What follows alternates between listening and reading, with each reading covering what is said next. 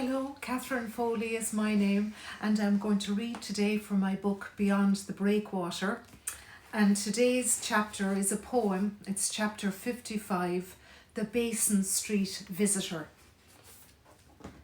That first night I waited expectantly for his knock. Finally, he was there at my door, breathless after running. He got off at the wrong bus stop and hurried to catch up with himself. I let him in, noticing the tightness of his sheepskin coat across his chest. He was like a student outgrowing his clothes, or a bachelor hearkening back to a slimmer time. I bristled in my bed that night when I heard him coming up the stairs, moving around my house, clattering.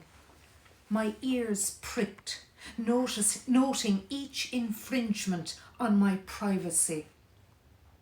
He was in Dublin to attend a week-long seminar on Beckett. Learned dissertations on the nature of existence was sustenance to him. He loved to talk about emptiness and stillness. He hungered for it, as did I. In the morning, we rattled around like periwinkles in a bucket, knocking against timber door jambs, turning knobs noisily after ablutionary visits to the bathroom. His outrageously bare feet large like paddles on my wooden floors.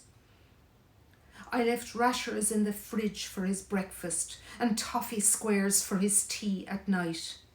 He left for Trinity College. There was no fuss. He was away all day, coming home late. He stayed for 3 days. He liked to rise early in order to meditate on the futon each morning. His eyes closed, his thoughts suspended in time.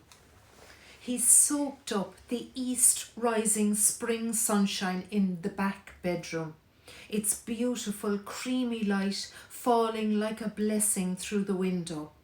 He loved the quiet, the bare walls, the empty stairwell of the house. But after 3 nights, I said I had to go away, and that meant he'd have to leave too.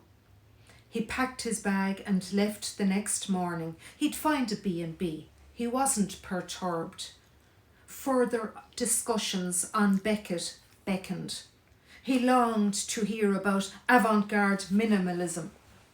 I heaved a sigh of relief and finished off the toffee squares myself.